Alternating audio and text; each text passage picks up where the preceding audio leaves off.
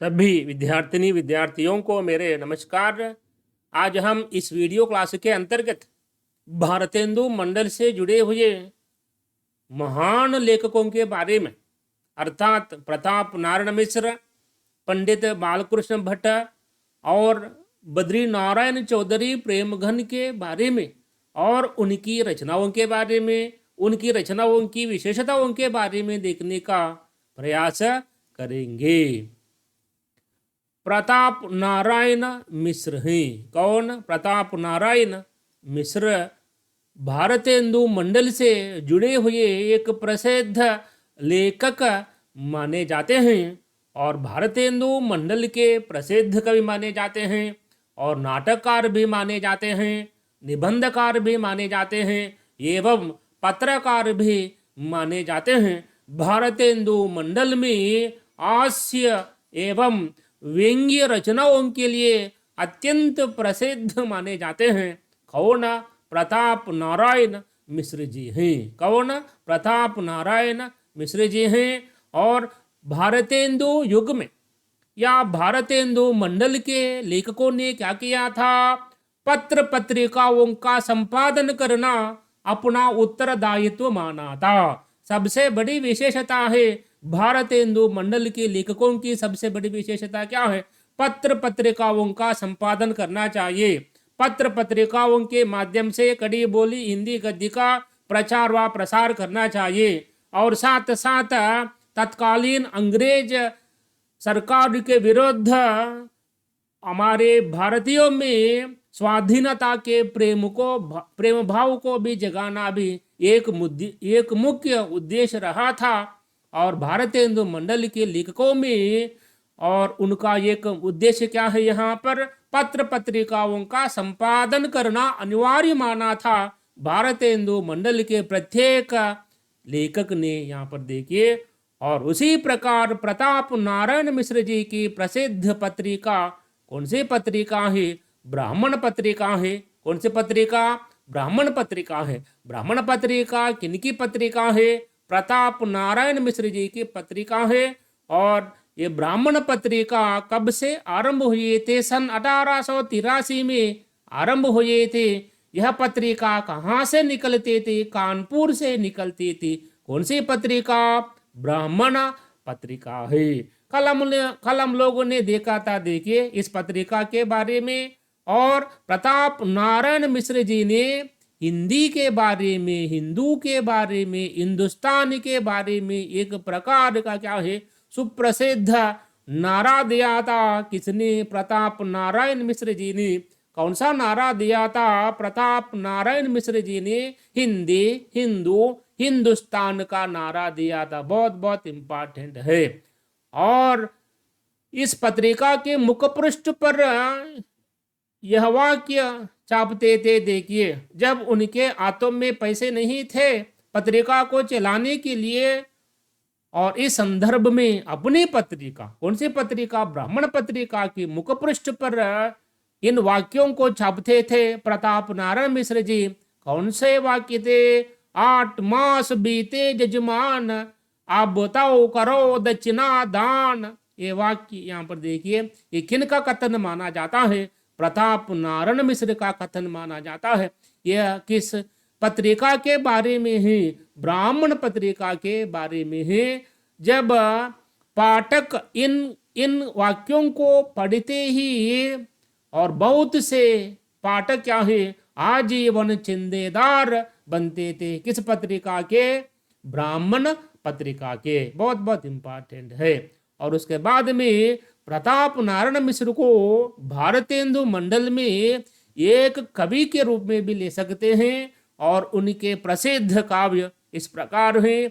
मन की लहर है, प्रेम पुष्पावली है, लोकोक्ति शतक है और श्रृंगार विलास इनके प्रसिद्ध काव्य माने जाते हैं। किनके? प्रताप नारायण मिश्र जी के। देखिए, और उसके बाद में उनके प्रसिद्ध नाटक हैं भारत दुर्दशा।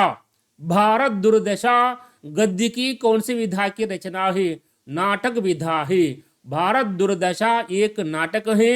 भारतेंदु हरिश्चंद्र जी के कहने पर या भारतेंदु हरिश्चंद्र के अनुकरण पर प्रताप नारायण मिश्र ने यह नाटक लिखा था। कौन सा नाटक लिखा था? भारत दुर्दशा नामक नाटक लिखा था प्रताप नारायण मिश्र जी ने। किन के अनुकरण पर? भारतेंदु जी के अनुकरण पर। और एक और है, कल कौतुक रूपक नामक नाटक भी लिखा था प्रताप नारायण मिश्र जी ने। और उसके बाद में हटे हमीर है, रणथंभौर राज्य पर अलाउद्दीन की चढ़ाई का जो व्रत है, और उस व्रत को लेकर क्या है, प्रताप नारायण मिश्र जी ने अठे हमीर नामक नाटक लिखा था, जो ऐतिहासिक नाटक माना जाता है। और उसके बाद में गो संकट नाटक लिखा था, संगीत शाकुंतल नाटक लिखा था, कलि प्रभाव लिखा था, जुआरी कुआरी नामक प्रहसन भी लिखा था। किसने लिखा था? प्रताप नारायण मिश्र जी ने। देखिए, और उनके निबंध क्या है, एक प्रकार से हास्य एवं व्यंग्य प्रधान निबंध उन्होंने लिखे थे। और प्रताप नारायण मिश्र जी प्रसिद्ध निबंधकार के रूप में भी हमारे सामने आते हैं। किस युग के अंतर्गत? प्रथम उत्थान युग के अंतर्गत, या किस युग के अंतर्गत? भारतेंदु हरिश्चंद्र युग के अंतर्गत, या किस मंडल के अंतर्गत? भारतेंदु मंडल के अंतर्गत। देखिए, और उनके हास्य एवं व्यंग्य प्रधान निबंधों में प्रसिद्ध निबंध यहाँ पर देखिए, समझदार की मौत है। कौन सा है? समझदार की मौत और मनोयोग, ये किस प्रकार के निबंध माने जाते हैं?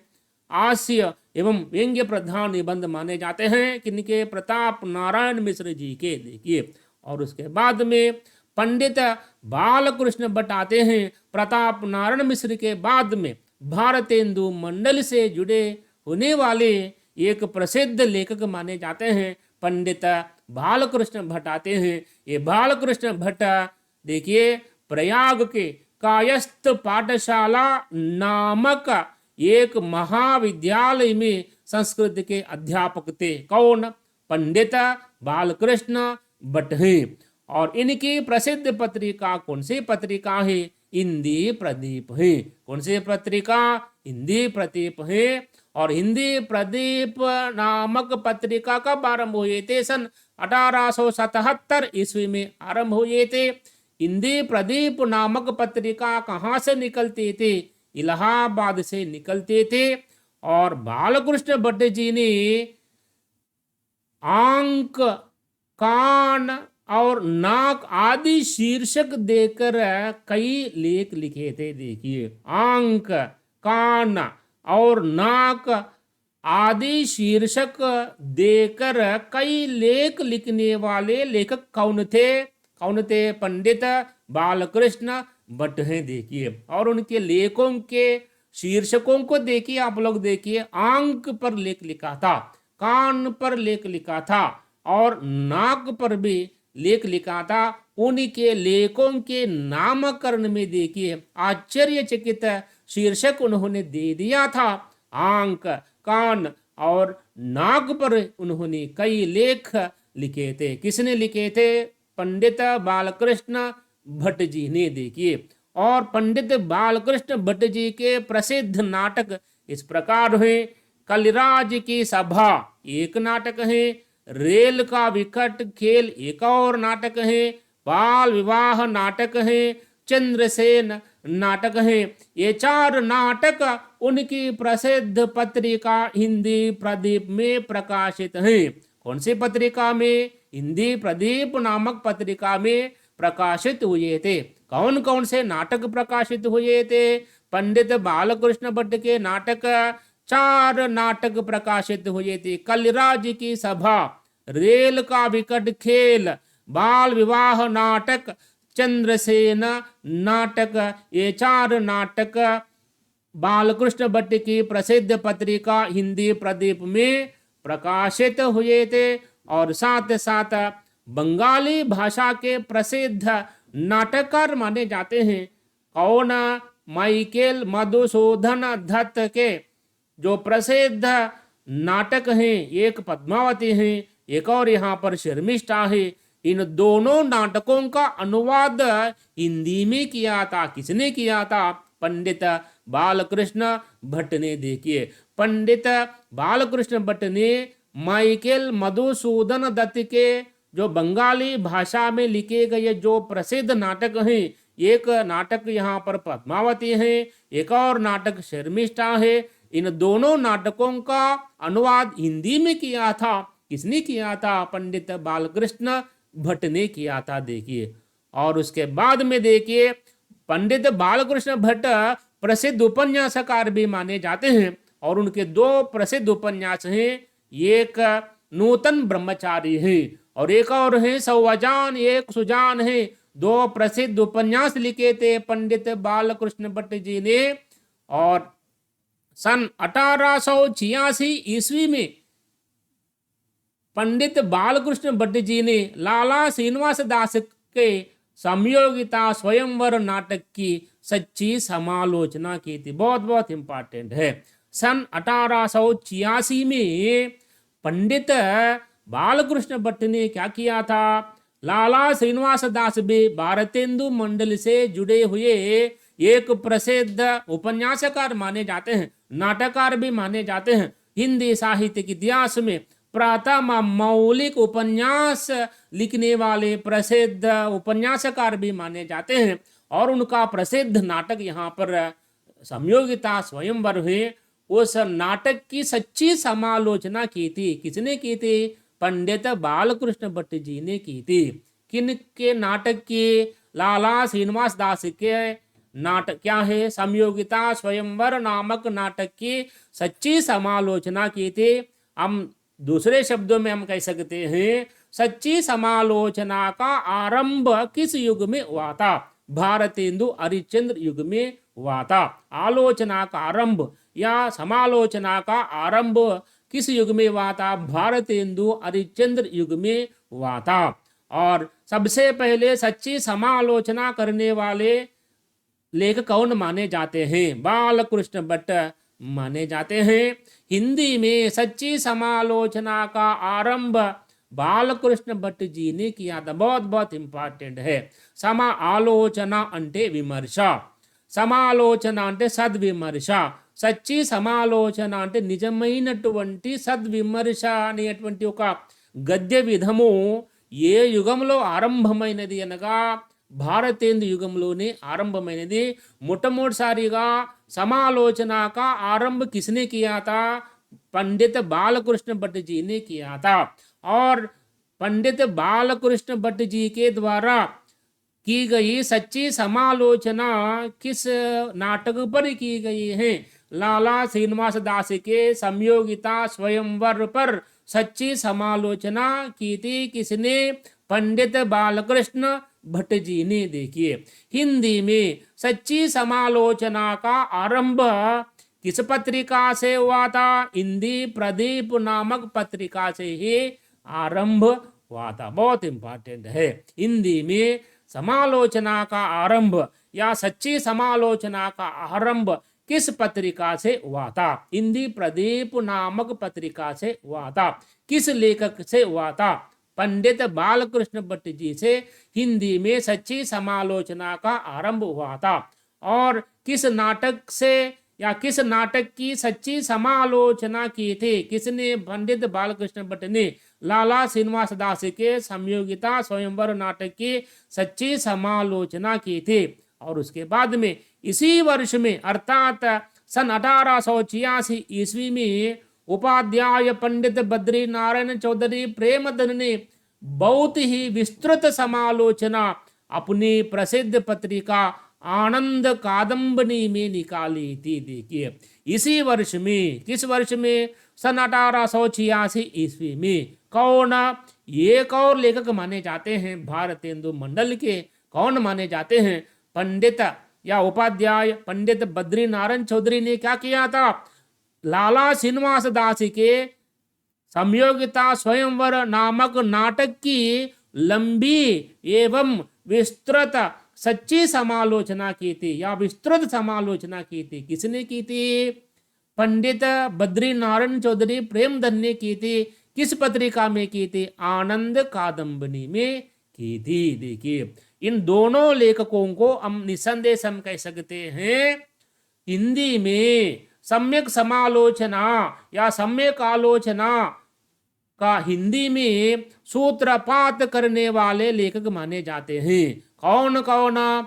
एक बालकृष्ण भट्ट थे, एक और यहाँ पर उपाध्याय पंडित बद्री नारायण चौधरी प्रेमगन को ही हम ले सकते हैं। बहुत बहुत इंपॉर्टेंट है। ऐसा किसने माना था? आचार्य रामचंद्र शुक्ल जी ने माना था। हिंदी में सम्यक समालोचना का सूत्रपात करने वाले प्रथम लेखक कौन कौन माने जाते हैं? दो लेखक माने जाते हैं। एक है यहाँ पर पंडित बालकृष्ण भट्ट माने जाते हैं, एक और यहाँ पर उपाध्याय बद्री नारायण चौधरी प्रेमगन माने जाते हैं। और उसके बाद में आचार्य रामचंद्र शुक्ल जी के अनुसार पंडित प्रताप नारायण मिश्र जी, बालकृष्ण भट्ट जी हिंदी गद्य साहित्य में वही काम किया है जो अंग्रेजी गद्य साहित्य में एडिसन और स्टील ने किया था। देखिए, और आचार्य रामचंद्र शुक्ल जी के अनुसार अंग्रेजी गद्य साहित्य में जो योगदान एडिसन का है वही योगदान पंडित प्रताप नारायण मिश्र का है। और उसी प्रकार अंग्रेजी गद्य साहित्य में जो योगदान स्टील महाशय का है वही योगदान पंडित बालकृष्ण भट्ट का है। ऐसा किसने माना था? आचार्य रामचंद्र शुक्ल जी ने माना था। और उनके अनुसार या आचार्य रामचंद्र शुक्ल जी ने पंडित प्रताप नारायण मिश्र की तुलना अंग्रेजी गद्य साहित्य से संबंधित एक महान गद्यकार माने जाते हैं। एडिसन से की थी। किन की तुलना? पंडित प्रताप नारायण मिश्र की तुलना अंग्रेजी गद्य साहित्य के एडिसन से की थी। और बालकृष्ण भट्ट की तुलना अंग्रेजी गद्य साहित्य के स्टील महाशय से की थी। किसने? आचार्य रामचंद्र शुक्ल जी ने। बहुत बहुत इंपॉर्टेंट है। और उसके बाद में उपाध्याय बद्री नारायण चौधरी प्रेमघन आते हैं। ये भी भारतेंदु युग से या भारतेंदु मंडल से जुड़े हुए प्रसिद्ध साहित्यकार माने जाते हैं। और भारतेंदु के समान उपाध्याय बद्री नारायण चौधरी प्रेमघन ने गद्य और पद्य में रचनाएं की थी। किसने? प्रेमघन ने। बहुत इंपॉर्टेंट है। और इन्होंने भी दो पत्रिकाएं निकाली थी। एक पत्रिका का नाम नागरी नीरद है और कहाँ से निकलती थी? मिर्जापुर से निकलती थी। एक और पत्रिका आनंद कादम्बनी है और यह पत्रिका भी मिर्जापुर से निकलती थी। इन दो पत्रिकाओं के संपादन से तत्कालीन पत्रकारिता के क्षेत्र को एक प्रकार से इन्होंने नवीन दिशा प्रदान की थी। किसने? उपाध्याय बद्री नारायण चौधरी प्रेमघन ने। बहुत इंपॉर्टेंट है। इनकी दो पत्रिकाएं हैं। एक है नागरी नीरद है, दूसरी पत्रिका आनंद कादम्बनी है। ये दो पत्रिकाएं कहाँ से निकलती थी? मिर्जापुर से निकलती थी। देखिए, और ये भारतेंदु हरिश्चंद्र के घनिष्ठ मित्रों में एक माने जाते हैं। वेश भी उन्हीं का सा भी रखते थे। देखिए, और कौन?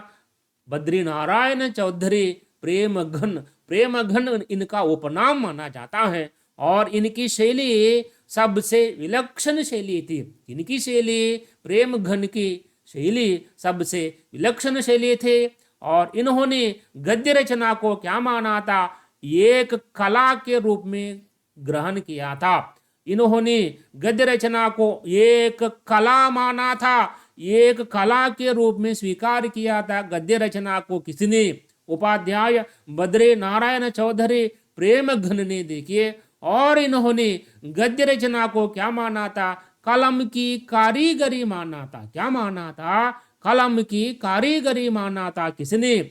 बद्री नारायण चौधरी प्रेमघन ने। और उसके बाद में इन्होंने अब्रू नाम से इन्होंने उर्दू में कुछ कविताएं भी लिखी थी। किसने? प्रेमघन ने। और भारतेंदु हरिश्चंद्र ने भी उर्दू में कुछ कविताएं लिखी थी। किस नाम से उन्होंने लिखी थी? रसा नाम से लिखी थी। किसने?